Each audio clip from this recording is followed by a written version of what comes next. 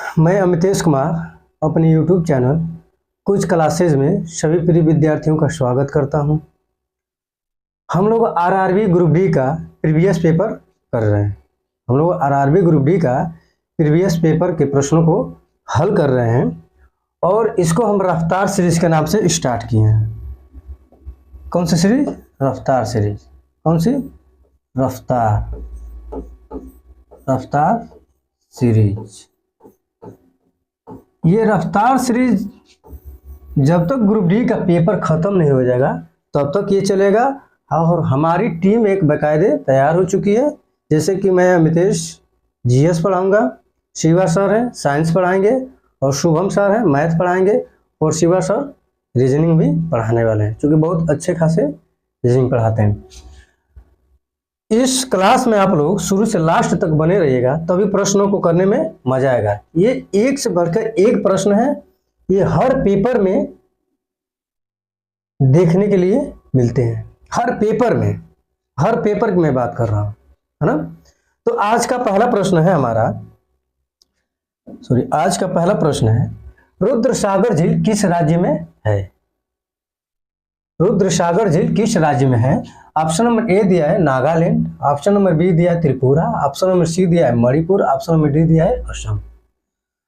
तो रुद्रसागर झील हमारा त्रिपुरा राज्य में है। रुद्रसागर झील कहाँ पे है? त्रिपुरा में। असम में आपका एक चपनारा झील है। कौन सा है? चपनाला झील। कौन सा है? चपनाला झील। ये बहुत महत्वपूर्ण झील है असम के दृष्टि से। चपनाला झील कहाँ पे? असम में है।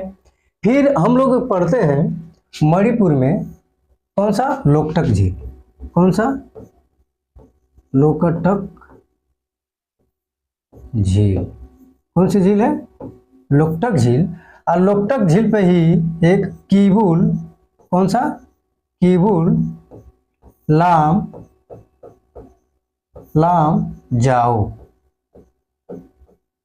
लामजाओ राष्ट्रीय उद्यान। कौन सा? राष्ट्रीय उद्यान है। यानी कि लोकटक झील पर कौन सा है? कीबुल लामजाओ राष्ट्रीय उद्यान है, जो कि विश्व का एकमात्र तैरता हुआ राष्ट्रीय उद्यान है। यह क्या है? ये विश्व का, किसका? विश्व का एकमात्र तैरता हुआ क्या है? राष्ट्रीय उद्यान है। राष्ट्रीय उद्यान है ना। यानी जो कीबुल लामजाओ है ये विश्व का एकमात्र तैरता हुआ क्या है? राष्ट्रीय उद्यान है। विश्व का एकमात्र तैरता हुआ राष्ट्रीय उद्यान है, जो कि कहां पे है? लोकटक झील में है। लोकटक झील कहां पे है? तो मणिपुर में, है ना। एक अंचार झील है। कौन सा? ध्यान दीजिएगा, अंचार। कौन सा है? अंचार झील। ये कहां पे? जम्मू कश्मीर में। कहां पे? जम्मू कश्मीर। क्योंकि जम्मू कश्मीर में सबसे ज्यादा झीलें पाई जाती हैं। जम्मू कश्मीर में सबसे ज्यादा क्या पाई जाती है? झीलें पाई जाती हैं।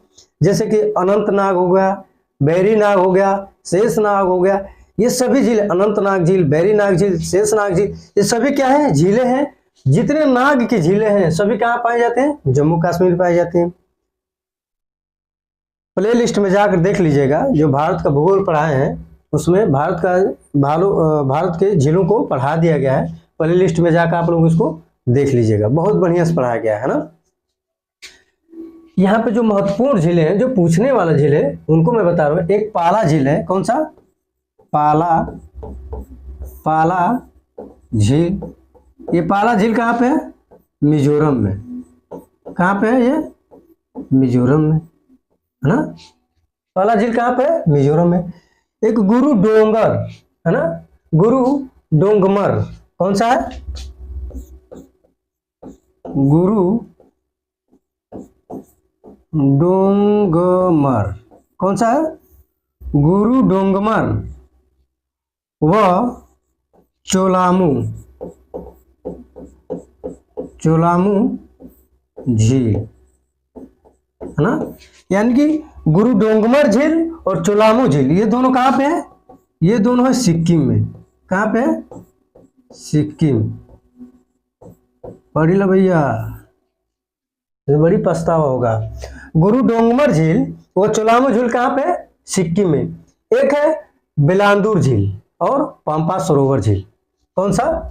बेलांदूर झील। यहां पे देख लीजिएगा,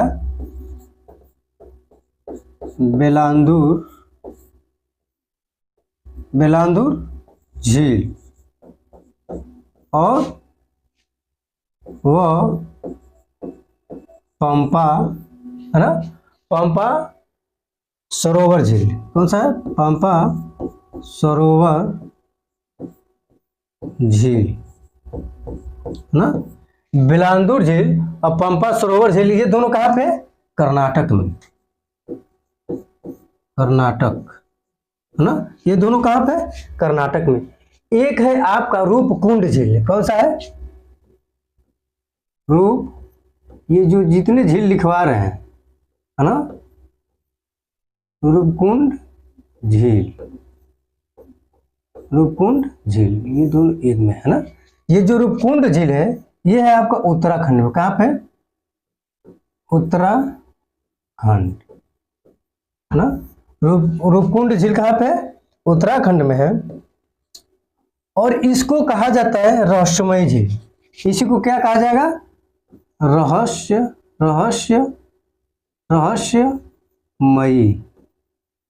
रहस्यमयी या मानव कंकाल झील। कौन सा?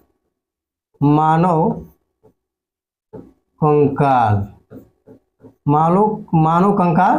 झील, है ना। क्योंकि रूपकुंड झील है, यहाँ पे बड़े पैमानों पे मानव कंकाल पाया गया था। जो रूपकुंड झील है वहां पर बड़े पैमानों में क्या पाया जाता है? मानव कंकाल पाया गया था, इसीलिए इसको मानव कंकाल झील भी कहा जाता है, या इसी को रहस्यमयी झील कहा जाता है, या इसी को रूपकुंड झील कहा जाता है, जो कि कहाँ पे है? इसका लोकेशन उत्तराखंड में। क्लियर हुआ? इतना क्लियर हुआ। एक है उमियम झील। कौन सा है? जो उमियम झील है ना, इसको लिखिएगा आप जरूर। उमियम झील ये कहाँ का है? मेघालय का। मेघालय, है ना। कहाँ का है? मेघालय का है। एक है सूरजकुंड झील। कौन सा है? सूरजकुंड झील। सूरजकुंड झील ये कहाँ पे है? तो ये है आपका हरियाणा में। ये कहाँ पे है? हरियाणा में। हरियाणा। क्लियर हुआ? इतना क्लियर हुआ। देखिए प्रश्न पूछा था रुद्र सागर झील किस राज्य में है? तो त्रिपुरा में। उमियम झील किस राज्य में है? तो मेघालय में। और सूरजकुंड झील किस राज्य में है? तो हरियाणा में। चपनाला झील किस राज्य में है? तो असम में। चपनाला झील किस राज्य में है? असम में। फिर मणिपुर में आपका है लोकटक झील, जिसपे एक है केबुल लामजाओ राष्ट्रीय उद्यान, जो विश्व का एकमात्र क्या है? तैरता हुआ राष्ट्रीय उद्यान है। केबुल लामजाओ विश्व का एकमात्र तैरता हुआ क्या है? राष्ट्रीय उद्यान है, जो लोकटक झील में है। या ये भी हम कह सकते हैं कि विश्व का एकमात्र तैरता हुआ झील कौन सा है? लोकटक झील है। विश्व का एकमात्र तैरता हुआ झील कौन सा है? लोकटक झील है। जिसमें कौन सा राष्ट्रीय उद्यान है? केबुल लामजाओ राष्ट्रीय उद्यान है। यह विश्व का एकमात्र तैरता हुआ राष्ट्रीय उद्यान है। फिर यहाँ पर आ जाइए, रूपकुंड झील कहाँ की है? तो उत्तराखंड की है। इसको रहस्यमयी झील भी कहा जाता है या मानव कंकाल झील भी कहा जाता है। अंचार झील कहाँ पे है? जम्मू कश्मीर के श्रीनगर में है। अंचार झील कहाँ पे है? जम्मू कश्मीर के श्रीनगर में। पाला झील कहाँ पे है? तो मिजोरम में। गुरु डोंगमर झील व चोलामी झील कहाँ पे है? तो सिक्किम में। फिर बेलांदूर झील और पंपा सरोवर झील कहाँ पे है? तो ये कर्नाटक में। बेलांदूर झील और पंपा सरोवर झील कहाँ पे है? तो कर्नाटक झील। अर्थात ऑप्शन नंबर बी सही हो जाएगा कि रुद्र सागर झील कहाँ पे है? तो त्रिपुरा में। इसको आप इतना नोट कर लीजिएगा अपने कॉपी में और बार बार इसको देखिएगा, क्योंकि ये जो जब झील से प्रश्न आएंगे ना, तो इसमें से जरूर ना जरूर एक ना एक प्रश्न उठाकर पूछेगा आपके पेपर में, एक ना एक प्रश्न इसमें से उठाकर पूछेगा। अब अगले प्रश्न चलते हैं। अगला प्रश्न है हमारा, नू संटारा किस देश की राजधानी है ना? तो ये नू संतारा नहीं है, ये नू संतारा है। ये क्या है? नू संतारा। नू संतारा किस देश की राजधानी है? तो इंडोनेशिया की नई राजधानी बनी है 2022-23 में। तो नू संतारा किस देश की राजधानी है? तो इंडोनेशिया की। अच्छा ये बताए दक्षिण कोरिया की राजधानी क्या है? दक्षिण कोरिया की राजधानी आपका है सियोल। कौन सा है? सियोल। दक्षिण कोरिया की राजधानी कौन सी है? सियोल। जापान की राजधानी कौन सा है? जापान की राजधानी कहाँ है? टोक्यो। सॉरी, जापान की राजधानी कहाँ है? हम कुछ और कर रहे थे। जापान की राजधानी टोक्यो है। जो ये टोक्यो राजधानी है ना, ये जो टोक्यो राजधानी है, ये आपका होन्शु द्वीप पे स्थित है। कौन सा? होन्शु। होन्शु द्वीप किस द्वीप पे स्थित है? होन्शु द्वीप पे स्थित है, जो कि जापान का सबसे बड़ा द्वीप है। जो होन्शु द्वीप है ये क्या है? जापान का सबसे बड़ा द्वीप है ना? 6 फरवरी 1945 के हिरोशिमा और नागासाकी पर जापान में परमाणु बम गिराया गया था। एक लिटिल बम था, एक बायोफ्राइड बम था, परमाणु बम था, है ना? और वियतनाम की राजधानी क्या है? हनोई। वियतनाम की राजधानी कहाँ है? इसकी राजधानी है हनोई। वियतनाम की राजधानी कहाँ पे? तो हनोई। क्लियर हुआ? दक्षिण कोरिया की राजधानी कहाँ है? सियोल है। जापान की राजधानी टोक्यो, जो कि होन्शु द्वीप पे स्थित है। जापान का यह सबसे बड़ा द्वीप है। वियतनाम की राजधानी कहाँ है? तो हनोई। क्लियर हुआ? ये जो नू संतारा है ये इंडोनेशिया की राजधानी, अर्थात ऑप्शन नंबर डी सही होगा, है ना? अब अगले प्रश्न में चलते हैं। अगला प्रश्न है निम्न में से किसने 712 ईस्वी में भारत पर आक्रमण किया था? 712 ईस्वी में, है ना? 712 ईस्वी में भारत पर आक्रमण किया था। मोहम्मद बिन कासिम, ऑप्शन में बी दिया मोहम्मद गौरी, ऑप्शन में सी दिया कुतुबुद्दीन ऐबक। ये ऐबक है, ये ऐबक है। क्या है? ऐबक, है ना? और ऑप्शन नंबर डी दिया है महमूद गजनवी। तो 712 ईस्वी में भारत पर आक्रमण करने वाला शासक था मोहम्मद बिन कासिम। जब मोहम्मद बिन कासिम आक्रमण किया था सिंध पे, है ना, उस समय सिंध का शासक कौन था? दाहिर था। उस समय सिंध का शासक कौन था? सिंध का शासक कौन था? दाहिर था। जिस समय ये मोहम्मद बिन कासिम इस पर आक्रमण किया था, प्रश्न पूछ देता है कि जिस समय मोहम्मद बिन कासिम भारत पर आक्रमण किया था उस समय सिंध का शासक कौन था? तो दाहिर था। जो ये अरबों द्वारा सिंध पर विजय की जानकारी मिलती है, कौन सा? अरबों द्वारा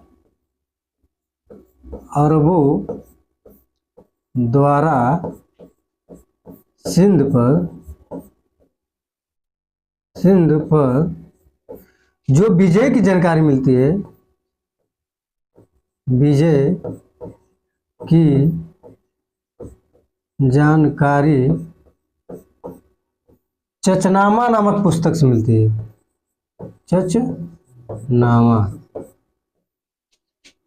नामक पुस्तक, है ना? चचनामा नामक पुस्तक से मिलती है। कौन सा? अरबों द्वारा सिंध पर विजय की जानकारी किस पुस्तक में मिलती है? तो चचनामा द्वारा, है ना। अब थोड़ा सा मोहम्मद गौरी को देख लेते हैं। ये जो मोहम्मद गौरी था, ये मोहम्मद गौरी, ये अपने, देखिए प्रश्न पूछा गया था ना कि वह कौन सा शासक था जिसके सिक्के के एक पहलू पर लक्ष्मी देवी की मूर्ति थी और दूसरे पर क्या थे? कालमा खुदवाया था। दूसरे पहलू पर क्या खुदवाया था? कालमा खुदवाया था। तो कौन था? मोहम्मद गौरी था। यानी कि मोहम्मद गौरी जिस सिक्के का वो करवाया था, निर्माण करवाया था, उसके एक पहलू पे, हाँ, तो एक पहलू पे क्या था? चित्र था। किसका? लक्ष्मी देवी का। जैसे हम ये कह सकते हैं कि इनके द्वारा जो सिक्के चलवाए गए थे, आप लोग नोट कर लीजिएगा, इनके द्वारा जो सिक्के चलवाए गए थे उसके एक पहलू पे लक्ष्मी देवी का चित्र था और दूसरे पहलू पर क्या था? कालमा खुदवाया गया था। दूसरे पहलू पर क्या था? कालमा खुदवाया गया था। अब थोड़ा सा कुतुबुद्दीन ऐबक का देखते हैं।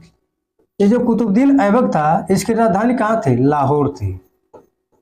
राजधानी कहाँ थी? लाहौर थी, है ना। ये एक ऐसा शासक था जो कभी सुल्तान बना ही नहीं। कुतुबुद्दीन ऐसा शासक था जो कभी सुल्तान नहीं बना, है ना। फिर मोहम्मद गजनवी के बारे में थोड़ा जानते हैं। मोहम्मद गजनवी के साथ एक अलबरूनी नामक क्या था, है ना, इतिहासकार आया था। 11वीं सदी में, 11वीं सदी में, 11वीं सदी, 11वीं सदी में इसके साथ कौन आया था? अलबरूनी। हाँ, 11वीं सदी में इसके साथ कौन आया था? अलबरूनी आया था, है ना। अलबरूनी एक ऐसा इतिहासकार था जो, यहां तक हम ये कह सकते हैं कि पुराणों का अध्ययन करने वाला प्रथम मुस्लिम था। ये जो अलबरूनी था, ये पुराणों का अध्ययन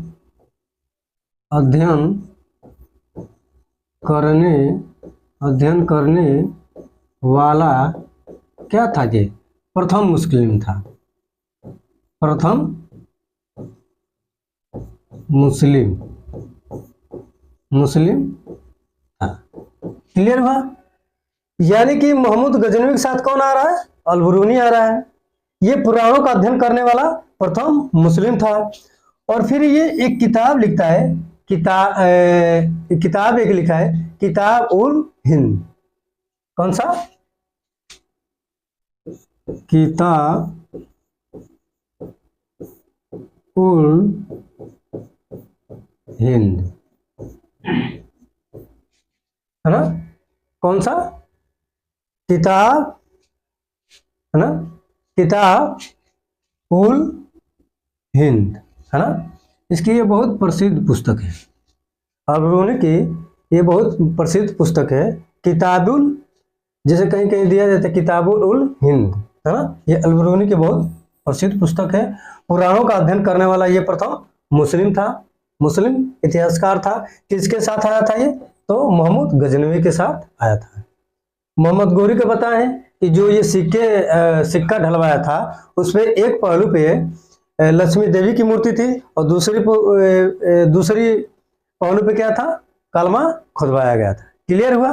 अर्थात ऑप्शन नंबर ये सही हो जाएगा कि 712 ईस्वी में भारत पर आक्रमण करने वाला मोहम्मद बिन कासिम था, जो का सिंध का, उस समय सिंध का शासक कौन था?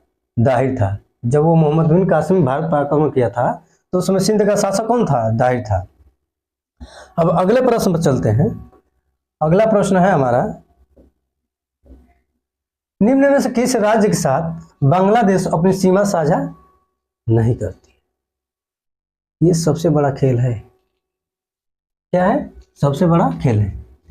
नागालैंड ऑप्शन नंबर ए दिया है, ऑप्शन नंबर बी दिया है असम, ऑप्शन नंबर सी दिया है त्रिपुरा, ऑप्शन नंबर डी दिया है मेघालय। जहाँ पर अभी हम लोग पढ़ेंगे उमयम झील। मेघालय में पढ़े ना उमयम झील, तो उमयम झील कहाँ पे? तो मेघालय में, है ना। तो कह रहा है कि बांग्लादेश के साथ सीमा साझा नहीं करता है ना। तो ऑप्शन नंबर ए हो जाएगा, नागालैंड है ये बांग्लादेश के साथ सीमा साझा नहीं करता है। इसकी अगर जो गठन की बात किया जाए तो 1 दिसंबर 1963, 1 दिसंबर 1963 नागालैंड में मिथन एक त्योहार मनाया जाता है। कौन सा? इसको लिख लीजिएगा कॉपी पर अपनी, मिथन त्योहार। कौन सा त्योहार? मिथन त्योहार नागाओं द्वारा मनाया जाता है। नागा जनजाति है, क्या है? जनजात द्वारा मनाया जाता है, मनाया जाता है ना। कौन सा त्योहार? मिथन त्योहार नागा जनजातियों द्वारा क्या किया जाता है? मनाया जाता है। ये जो नागालैंड है इसमें 2-3 जनजातियां पाई जाती है, जैसे कि है कि नागा जनजाति है, एक है अंगामी और एक है मिकी। एक कौन सी है? नागा है ना। एक कौन सी है? अंगामी है, अंगामी, और एक है मिकी। कौन सी है? मिकी। ये तीनों जनजातियां कहाँ पाई जाती हैं? तो नागालैंड में पाई जाती है। ये तीनों जनजातियां कहाँ पाई जाती हैं? तो नागालैंड में पाई जाती हैं, है ना।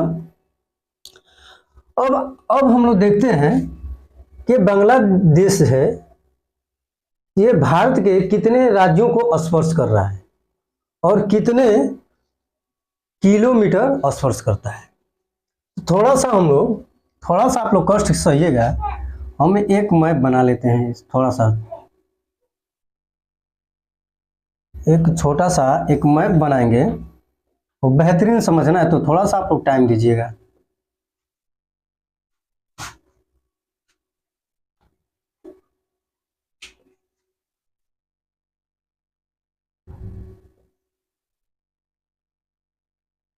थोड़ा सा आप लोग टाइम दीजिएगा कि इसके साथ साथ हम सभी जो भारत से लगे हुए देश हैं कौन कितना स्पर्श कर रहा है, इसको हम थोड़ा सा बता देते हैं। क्योंकि भारत तो लग नहीं रहा है लेकिन है सर, तो इसको थोड़ा सा आप लोग देख लीजिएगा। इधर से आता है आपका चीन। कौन सा? ये आपका चीन हो गया, है ना। फिर ये आपका है नेपाल। कौन सा? नेपाल। फिर ये आपका है भूटान, है ना। और ये जो है ये बांग्लादेश। कौन सा है? बांग्ला लिख दिए। फिर ये जो है ये आपका है म्यांमार है। कौन सा है? म्यांमार। फिर आपका ये आएंगे तो ये है पाकिस्तान। पाक लिख दे रहे हैं क्योंकि ये पाक छाप है। और नीचे आपका ये श्रीलंका है। क्लियर हुआ? तो हम लोग देखते हैं बांग्लादेश को। जो ये बांग्लादेश है भारत को 96.6 का या 7 किलोमीटर स्पर्श करता है। 96.6 या 7 किलोमीटर स्पर्श करता है। जो म्यांमार है ये भारत को 1643 किलोमीटर स्पर्श करता है। 1643 किलोमीटर स्पर्श करता है ना। ये जो चीन है ये 33-23 किलोमीटर स्पर्श करता है। 33-23 किलोमीटर स्पर्श करता है। क्लियर हुआ? जो नेपाल है ये आपका 17 51 किलोमीटर स्पर्श करता है। और फिर एक छोटा सा ये अफगानिस्तान भी है, 106 किलोमीटर। ये कौन सा है? ऑफ, इसको लिख दे रहे हैं, ये ऑफ हो गया है। 106 किलोमीटर क्या करता है? स्पर्श करता है। फिर ये जो भूटान है, ये आपका 699 किलोमीटर। ये आज तक गुलामी नहीं हुआ। भूटान कितना? 699 किलोमीटर स्पर्श करता है ना। जो चीन है, ये 34 38 किलोमीटर स्पर्श करता है। क्लियर हुआ? क्लियर हुआ? एक बार और रिपीट कर लीजिए। बांग्लादेश 4096.6 किलोमीटर भारत के स्थलीय सीमाओं या जलीय सीमाओं से लगा हुआ है। म्यांमार है 1643 किलोमीटर भारत को स्पर्श कर रहा है। जो भूटान है 699 किलोमीटर भारत को स्पर्श कर रहा है। नेपाल है 1751 किलोमीटर भारत के स्थलीय सीमा को स्पर्श कर रहा है। जो चाइना है 3438 किलोमीटर भारत की सीमा के साथ लगा हुआ है। अफगानिस्तान है जो 106 किलोमीटर भारत की सीमा के साथ लगा हुआ है। और जो ये पाकिस्तान है 33 किलोमीटर भारत की सीमा के साथ लगा हुआ है। क्लियर हुआ? अब यहाँ पे ये प्रश्न पूछ रहा है कि बांग्लादेश अपनी सीमा साझा नहीं करता है, तो नागालैंड के साथ नहीं करता है। किसके किसके साथ करता है? असम हो गया, है ना, असम हो गया। फिर पश्चिम बंगाल, कौन सा हो गया? पश्चिम बंगाल हो गया। असम, पश्चिम बंगाल। फिर मेघालय,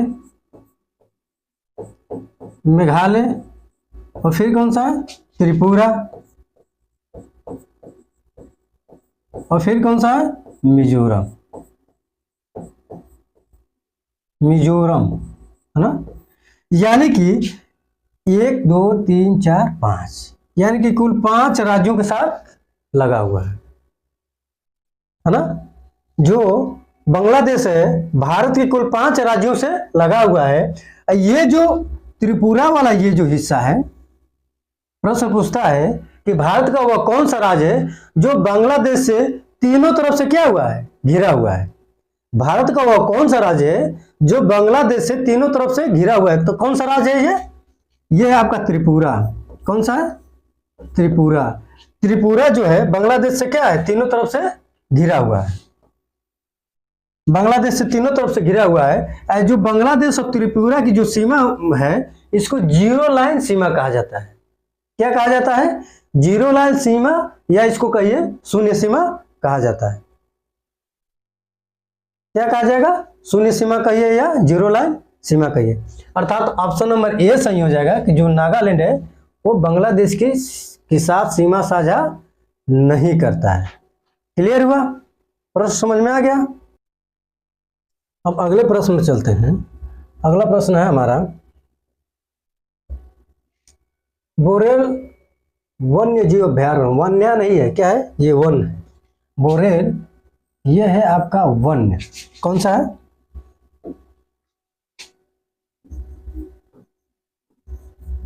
वन्य जीव अभ्यारण्य किस राज्य में स्थित है ना।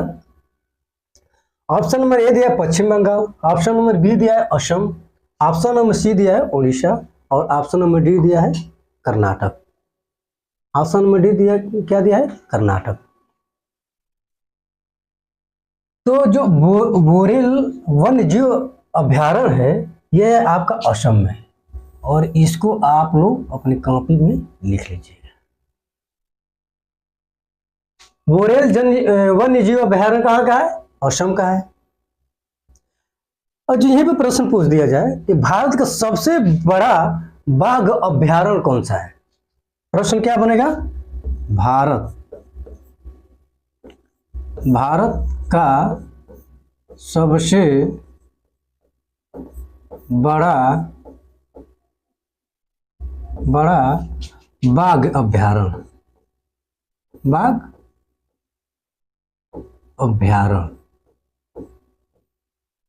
है ना। भारत का सबसे बड़ा बाघ अभयारण्य कौन सा है? तो नागा अर्जुन सागर श्रीशैलम। कौन सा है? नागा अर्जुन, क्या कौन सा है?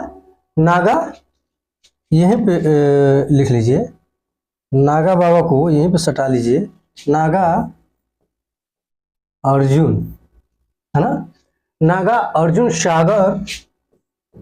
सागर श्रीशैलम, श्रीशैलम, ये कहाँ का है? ये है आपका आंध्र प्रदेश का। यानी कि भारत का सबसे बड़ा बाघ अभयारण्य कौन सा है?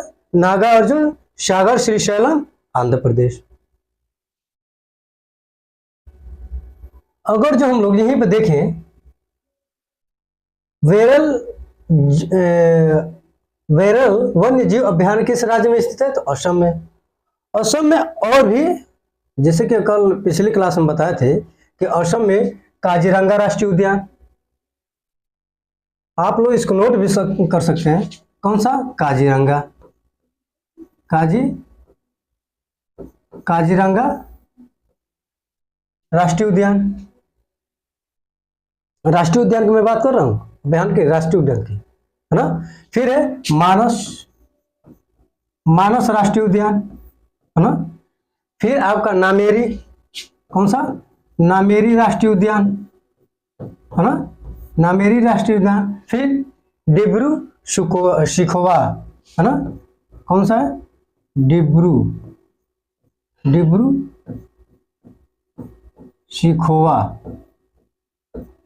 शिखोवा राष्ट्रीय उद्यान, है ना। फिर है आपका रायमोना राष्ट्रीय उद्यान। कौन सा है? रायमोना, कौन सा है? रायमोना राष्ट्रीय उद्यान, है ना। फिर आपका दिहंग पटकई, कौन सा है? दिहंग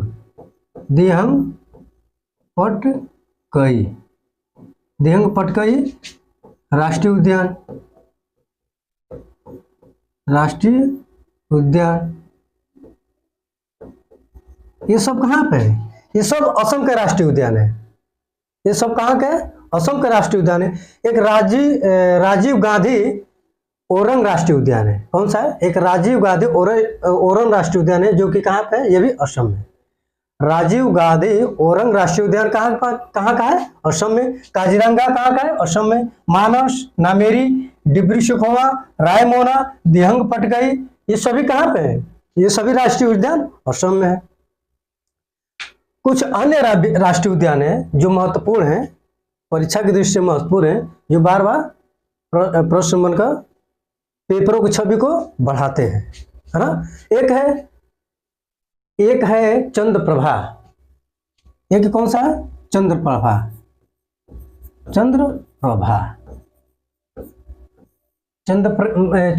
क्या है? अभयारण्य है। इसको लिखिएगा, अभयारण्य।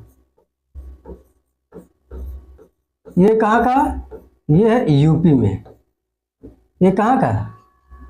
यूपी में एक सुल्तानपुर झील अभयारण्य है। कौन सा है? सुल्तानपुर झील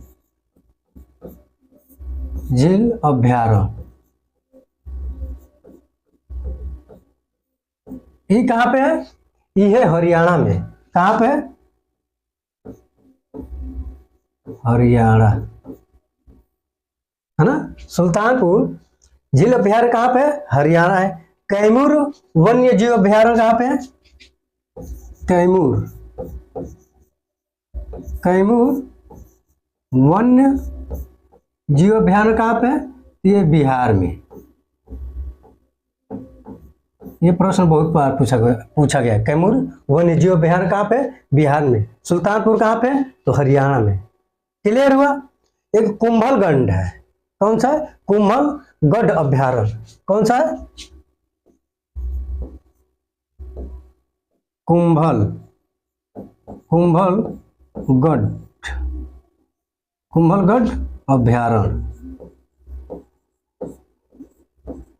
अभयारण्य। ये कहाँ पर है? ये है भैया राजस्थान में। कहाँ पे? राजस्थान। क्लियर हुआ ना। ये जो बताए हैं, ये जो असम वाले ये जो है ये सभी राष्ट्रीय उद्यान है। काजीरा, फिर एक बार रिपीट में कर दे रहा हूँ। काजीरंगा राष्ट्रीय उद्यान, मानस, नामेरी, डिब्रू सखोवा, रायमोना, दिहंग पटकाई, ये सभी कहाँ पे है? असम का राष्ट्रीय उद्यान है। एक राजीव गांधी ओरंग राष्ट्रीय उद्यान है जो भी, वो भी कहाँ पे है? असम में है।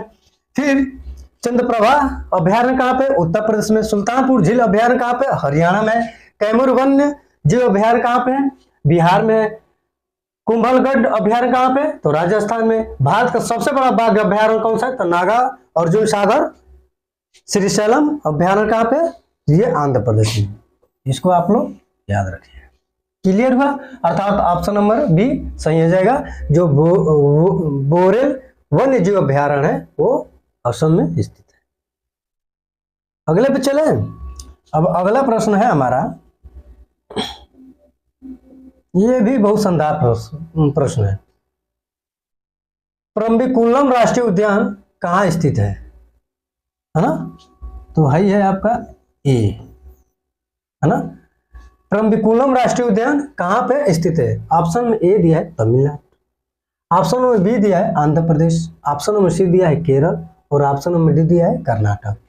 ये जो परम्बिकुलम राष्ट्रीय उद्यान है ये आपका केरल में स्थित है। कहाँ पे? केरल में, है ना। ये बताइए पेरियार कहाँ पर है? पेरियार एक पेरियार नदी भी है, पेरियार एक पेरियार नदी है जो कि केरल में बहती है। पेरियार अभ्यारण्य उसी के ये तट पे है। पेरियार अभ्यारण्य कहाँ पे है? ये भी केरल में है। वो तो राष्ट्रीय उद्यान है। पेरियार अभ्यारण्य कहाँ पे? केरल में। इंदिरा गांधी अभ्यारण्य कहाँ पे? इंदिरा गांधी, इंदिरा गांधी अभ्यारण्य कहाँ पे है ये? तो ये आपका तमिलनाडु में। कहाँ पे? तमिलनाडु। कहाँ पे ये? तमिलनाडु में। इंदिरा गांधी अभ्यारण्य कहाँ पे? तमिलनाडु में। नागरहोल नेशनल पार्क कहाँ पे? कर्नाटक में। कौन सा? Nagarhole national park. कौन सा? नेशनल पार्क कहाँ पे भी है ये? तो कर्नाटक में। कहाँ पे? कर्नाटक में। नागरहोल कर्नाटक, नागरहोल कर्नाटक। एक पखाल है ना, कौन सा? पखाल और कावला वन्य जीव अभ्यारण्य है। कौन सा? एक है पखाल, पखाल वन्य जीव अभ्यारण्य और कौन सा है? कावला वन्य जीव अभ्यारण्य। कौन सा है? कावला, कावला वन्य जीव, वन्य क्या हो गया? वन्य जीव अभ्यारण्य, वन्य जीव अभ्यारण्य, है ना। तो ये पखाल और कावला वन्य जीव अभ्यारण्य है जो कि कहाँ पे? तेलंगाना में। इसको नोट कर लीजिएगा। जो पखाल और कावला वन्य जीव अभ्यारण्य है ये कहाँ पे? तेलंगाना में। यहाँ तक क्लियर हो गया? अर्थात तो ऑप्शन नंबर सी सही हो जाएगा। जो परम्बिकुलम राष्ट्रीय उद्यान है कहाँ पे? केरल में। तो जो ये सीरीज चल रही है रफ्तार सीरीज, इसी तरह ये रफ्तार से चलेगी। और जब इस सीरीज में आप शुरू से लास्ट तक बने रहेंगे तो पढ़ने में मजा आएगा और प्रश्न करने में भी मजा आएगा। प्रश्न करने में भी मजा आएगा। जब इसको पढ़ेंगे और कॉपी पे नोट करेंगे और बार बार पढ़ेंगे तो समझिए कि अपने आपके दिमाग में एकदम बैठ जाएगा। और देखिए एक एक प्रश्न को एकदम समझिए कि तोड़ मरोड़ कर बताया जा रहा है, जो कि आप लोगों के लिए दिक्कत ना हो। और एक एक प्रश्न अपने आप में क्या है? एक एक प्रश्न लेवल में, जो कि आप ये ग्रुप डी के लिए केवल नहीं है, आगामी जितने परीक्षाएं होंगी उसमें भी ये प्रश्न आएंगे, पूछे जाएंगे, और जो पढ़ा रहेगा वो कर ले जाएगा, है ना। जो पढ़ा रहेगा वो कर ले जाएगा। तो बस हम लोग को, हमें आप लोग का सपोर्ट चाहिए और भरपूर सपोर्ट चाहिए। जब आपका सपोर्ट रहेगा तब हम लोग अच्छा से अच्छा क्लास देने का प्रयास करेंगे, जिससे आपकी तैयारी भी बेहतरीन होगी और किसी भी पेपर को ताड़ ताड़ कर सकते हैं। देखिए, हमारे पास हर एक सब्जेक्ट के टीचर हैं, जो एक से बढ़ के एक टीचर हैं, और जब आप लोग पढ़ेंगे तो बहुत मजा आएगा, बहुत आनंद आएगा। हम लोग टाइम पास नहीं करेंगे। ये नहीं हुआ पेपर लेकर आए, कोर्स बेचने लगे और टाइम पास करने लगे, ऐसा हम लोग कुछ नहीं करेंगे। नहीं, आज तक हम लोग ये भी नहीं कहेंगे कि आप हमारे चैनल को लाइक कीजिए, सब्सक्राइब कीजिए और शेयर कीजिए। पढ़ना है तो आप बढ़िया से पढ़िए, क्योंकि ये पढ़ने का एक समय है। जब ये समय चला जाएगा तो फिर वही ले लौरिया और चल देवरिया एक कहानी है, ये मतलब एक कहावत है। तो वही हथौड़ा पीठ पर ला देगा आदमी और चल देगा दुबई। और दुबई की हालत देख रहे हैं, क्या हालत है। तो हम मध्यम वर्ग के बच्चों से यही अनुरोध करेंगे कि भाई वो अपनी पढ़ाई पर विशेष ध्यान दें। बाकी समाज में क्या हो रहा है क्या नहीं हो रहा है उसको सब भूल जाएं, कुछ महीनों कुछ सालों के लिए भूल जाएं और अपनी पढ़ाई को निरंतर बनाए रखें। थैंक यू सो मच, धन्यवाद।